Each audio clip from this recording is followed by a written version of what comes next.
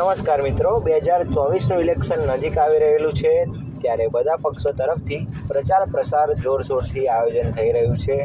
જ્યારે આણંદમાં પ્રધાનમંત્રી શ્રી નરેન્દ્ર મોદી સાહેબ આવી રહ્યા છે, એવામાં ખેડા જિલ્લા લોકસભાના ઉમેદવાર કાળુસિંહ ડાભી દ્વારા ખેડા જિલ્લા કોંગ્રેસ સમિતિથી ભવ્ય રેલીનું આયોજન કરવામાં આવ્યું છે। હવે જોવાનું રહ્યું કે કિસમે કિતના હૈ। આજે અમારે નડિયાદ શહેર અને જે ગ્રામીણ વિસ્તાર છે એ અમારે ડોર ટુ ડોરનો પ્રચારનો કાર્યક્રમ છે। અમારા કાર્યકરો તમે જો અમારા હાર્દિકભાઈ અમારા બધા સમગ્ર નડિયાદ જે વિધાનસભાના જે બધા ઉત્સાહી બધા કાર્યકરો છે ખૂબ ઉત્સાહમાં છે અને આજે અમે ડોર ટુ ડોરના કાર્યક્રમમાં જઈ રહ્યા છીએ। હા સાહેબ, આજનો આજે ડોર ટુ ડોર કાર્યક્રમ છે, મતદારોને શું અપીલ કરવા માંગુ છું?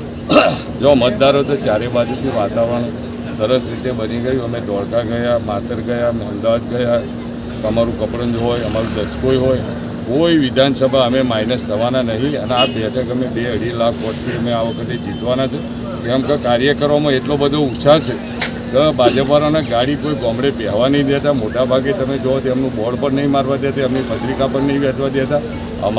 અમારા કાર્યકરો છે એટલા બધા ઉત્સાહમાં છે આજે ગ્રામીણમાં કે રાત્રે 2 વાગે 12 વાગ્યા સુધી નાનો મોટો ડોર ટુ ડોર પ્રચાર કરતા હોય। સાહેબ, આજે આપણી કાર રેલી છે, શું કહેશો, ક્યાં ક્યાં પડશે, કઈ રીતનું કાર્યક્રમ? આજે નડિયાદ શહેર અને અમારા નડિયાદનો જે 14 ગામ છે એ વિસ્તારમાં આજે અમે ફરવાના છીએ અને બધા જ મતદારોને રૂબરૂ અમારા કાર્યકરો, અમારા આગેવાનો સાથે અને બધા અમારા આઝાદભાઈ છે, હાર્દિકભાઈ છે, ધ્રુવલભાઈ છે, અમારા પ્રમુખ છે અને અહીંયા જે નડિયાદના જે તે કે બધા આગેવાનો છે એ સાથે મળીને અમે મતદારો પર જવાના છે। આ નડિયાદમાં પહેલીવાર એવું બનશે કે આ બેઠક અમે પ્લસ થઈ જવાના। નડિયાદની બેઠક છેલ્લા 15-20 વર્ષથી આ બેઠક માઇનસ રહેતી હતી, પણ 110% તમને ખાતરી આપીને કહું કે આ બેઠક અમે નડિયાદની પ્લસ થઈ જવાના। સાહેબ, જે રીતે ક્ષત્રિયોનો વિરોધ છે, કોંગ્રેસને કેટલો લાભ થશે, શું લાગે? અરે 100% કોંગ્રેસનો ફાયદો થવાનો। એક વોટ પણ ક્ષત્રિયોનો ભાજપમાં પડવાનો નહીં, બધા વોટ કોંગ્રેસમાં પડવાના છે।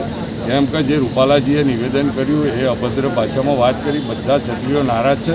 ક્ષત્રિયો તો એ ખેલદિલીવાળા છે, ક્ષત્રિયો સાથે આવું નિવેદન એ તો સ્ટાર પ્રચારક છે, ભાજપના એક જવાબદાર મંત્રી હતા, એને આવું નિવેદન ના કરવું જોઈએ। આજે ગામે ગામ અને ફળીએ ફળીએ અમારા જે યુવાનો છે ક્ષત્રિયો એ મંદિરો મહાદેવે જઈને પ્રતિજ્ઞા લઈ રહ્યા છે કે અમે 1 વોટ ભાજપ અને કોંગ્રેસને આપીશું અને બીજા 100 વોટ અમારા મિત્ર મંડળ, આજુબાજુ સગા સંબંધો 100 વોટ લાવીને અમે કોંગ્રેસમાં નોખીશું।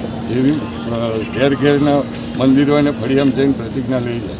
સાહેબ, છેલ્લા તમે જ્યારથી નામ જાણીથી પ્રચાર કરી રહ્યા છો, લોકોનો કેવો ઉત્સાહ જોવા? અરે ખૂબ ઉત્સાહ, ચારે બાજુથી વાતાવરણ। અમે જે કંઈ ગામમાં જઈએ અમારી ટીમ આખી જાય તો અમારી મોટા ભાગે અમારી બહેનો પણ ખૂબ સ્વાગત। અમે ગામે ગામ પહેલી વાર મને એવો ઉત્સાહ, અને હું વિધાનસભામાં પણ ચૂંટણી લડ્યો પણ મને આ લોકસભા લડું છું ત્યારે એવો ઉત્સાહ મને સહેજ પણ એવું નહીં થતું કે આ ચૂંટણીમાં અમે કેટલા વોટે જીત્યું। મને ના અમે જે ગણતા એનાથી પણ વધારેમાં વધારે લીગડા બેઠકો ઉપર આભારી।